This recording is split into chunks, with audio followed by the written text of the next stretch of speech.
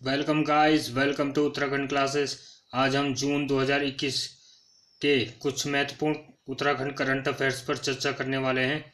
तो चलिए शुरू करते हैं आज का ये वीडियो। पहला प्रश्न आ चुका है आपके सामने। केंद्र सरकार ने हिंसा प्रभावित महिलाओं को न्याय दिलाने के लिए वन स्टॉप सेंटर सखी योजना किस वर्ष लागू की थी? तो केंद्र सरकार ने हिंसा प्रभावित महिलाओं को न्याय दिलाने के लिए वन स्टॉप सेंटर की शुरुआत 1 अप्रैल 2015 से की। इसका हेल्पलाइन नंबर 181 है। वर्ष 2017 में महिला सशक्तिकरण और बाल विकास विभाग के अंतर्गत देहरादून वन स्टॉप सेंटर शुरू हुआ था। जून 2021 तक कुल इसके अंतर्गत 782 मामले दर्ज किए जा चुके हैं। इसके अतिरिक्त पीड़ित महिलाओं को अस्थायी शेल्टर में 5 दिन तक, बाद में नारी निकेतन, महिला छात्रावास या घर में रहने, खाने, कपड़े, स्वास्थ्य व कानूनी सुविधाएं दी जाती है सखी योजना के अंतर्गत महिलाओं को। अगला क्वेश्चन आ गया आपके सामने। केंद्रीय पर्यटन मंत्रालय द्वारा पाताल भुवनेश्वर गुफा का सुंदरीकरण करवाया जाएगा। यह गुफा राज्य के किस जनपद में स्थित है? तो पाताल भुवनेश्वर पिथौरागढ़ जनपद में स्थित है, गंगोलीहाट तहसील से 16 किलोमीटर की दूरी पर।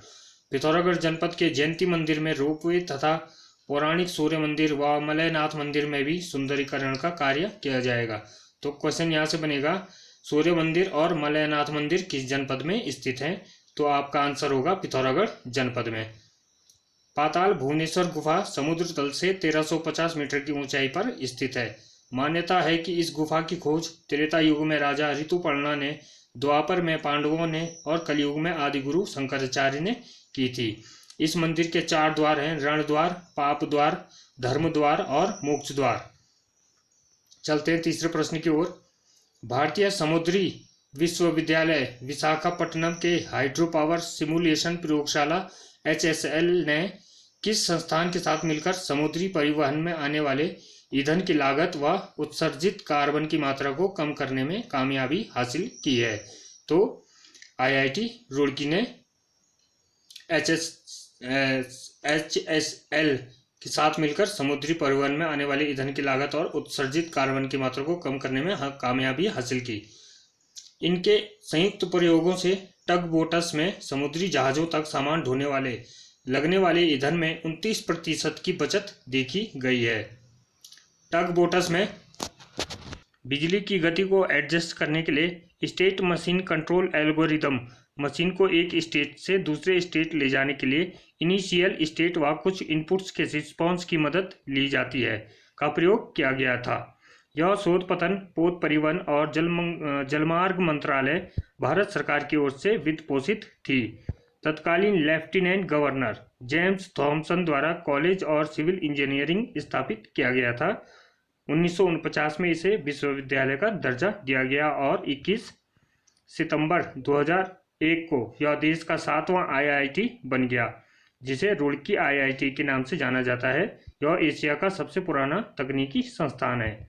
इसका आदर्श वाक्य है, श्रमम बिना न किमपि साध्यम, अर्थात श्रम के बिना कोई भी कार्य साध्य नहीं होता। श्रम के बिना कोई भी कार्य साध्य नहीं होता है। इसका क्षेत्रफल है 365 एकड़। रुड़की कॉलेज से स्नातक करने वाले पहले भारतीय जो थे वो राय बहादुर कन्हैया लाल थे। उन्होंने 1852 में रुड़की कॉलेज से स्नातक किया था। भारत का सबसे पुराना इंजीनियरिंग विभाग, सिविल इंजीनियरिंग विभाग भी यहाँ 1847 में स्थापित किया गया था।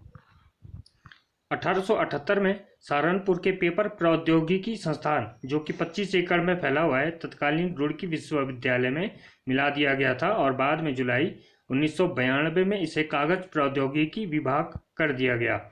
यहाँ जल संसाधन विकास और प्रबंधन विभाग को एक एशियाई अफ्रीकी केंद्र के रूप में स्थापित किया गया था 1955 में। चौथे प्रश्न की ओर चलते हैं। चंपावत की संस्कृति, धार्मिक स्थलों आदि से संबंधित पुस्तक जिसका हाल ही में विमोचन किया गया था। तो चंपावत की संस्कृति, धार्मिक स्थलों आदि से संबंधित पुस्तक है चंपावत का सांस्कृतिक वैभव। इसके लेखक हैं इंद्रलाल वर्मा और इसका हाल ही में विमोचन किया गया। यह पुस्तक केंद्रीय संस्कृति मंत्रालय के शहरों की दास्तान योजना के तहत लिखी गई। तो प्रश्न यहाँ से बनेगा, चंपावत का सांस्कृतिक वैभव जिसके लेखक इंद्रलाल वर्मा है, किस योजना के तहत लिखी गई? तो किस योजना के तहत लिखी गई? दास्तान योजना के तहत लिखी गई। इस पुस्तक का प्रकाशन CCRT नई दिल्ली द्वारा किया गया था।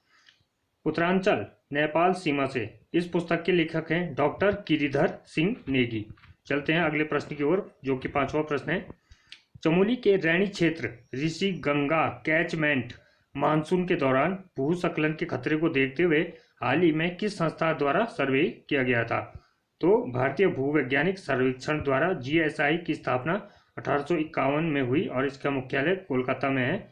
तो हाल ही में चमोली के रैणी क्षेत्र में मानसून के दौरान भारतीय भूवैज्ञानिक सर्वेक्षण द्वारा सर्वे किया गया था।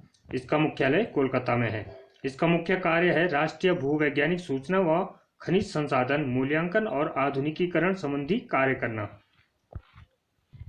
ऋषि गंगा कैचमेंट ग्लेशियरों पर इससे पूर्व भूविज्ञानी MPS बिष्ट, जो कि उत्तराखंड अंतरिक्ष उपयोग केंद्र के निदेशक और वाडिया हिमालय भूविज्ञान संस्थान के विज्ञानी भी रह चुके हैं, अध्ययन कर चुके हैं।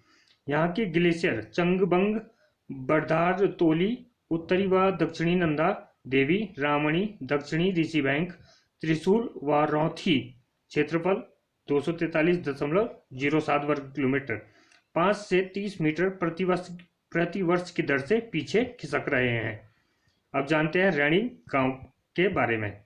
1970 के दशक में चमोली जनपद के रैणी गांव में जंगलों को ठेकेदार के हाथों से बचाने की गौरा देवी व अन्य साथियों की मुहिम चिपको आंदोलन 26 मार्च 1974 के रूप में सामने आई थी। तो प्रश्न यहाँ से बनेगा, चिपको आंदोलन कब शुरू हुआ था? 26 मार्च 1974 में। कहाँ हुआ था?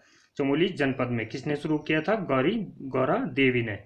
इससे पहले महात्मा गांधी की शिष्या सरलाबेन ने 1961 में छुआछूत, दहेज प्रथा आदि के विरुद्ध अभियान की शुरुआत की थी। बाद में वे भी चिपको आंदोलन में शामिल हो गए थे। 30 मई 1968 को बड़ी संख्या में आदिवासी लोग भी इस आंदोलन से जुड़ गए थे। तत्कालीन प्रधानमंत्री इंदिरा गांधी ने 1980 में राज्य के हिमालयी वनों में वृक्षों की कटाई पर 15 वर्षों के लिए रोक लगा दी थी। चलते हैं अगले प्रश्न की ओर। अगला प्रश्न आ चुका है। राज्य सरकार ने महिलाओं के नाम जमीन रजिस्ट्री कराने पर स्टाम्प में छूट की व्यवस्था की है। राज्य में एक साल में कुल रजिस्ट्री की कितने प्रतिशत रजिस्ट्री महिलाओं के नाम दर्ज हुई है? तो साल में 18.5% रजिस्ट्री जो हुई महिलाओं के नाम दर्ज हुई है। राज्य में एक साल में 1,87,715 जमीनों की रजिस्ट्रियां हुई है। राज्य में 25 लाख की भूमि की महिलाओं के नाम रजिस्ट्री करने पर रजिस्ट्री के दौरान स्टाम्प शुल्क में 25% छूट की व्यवस्था है। चलते हैं अगले प्रश्न की ओर।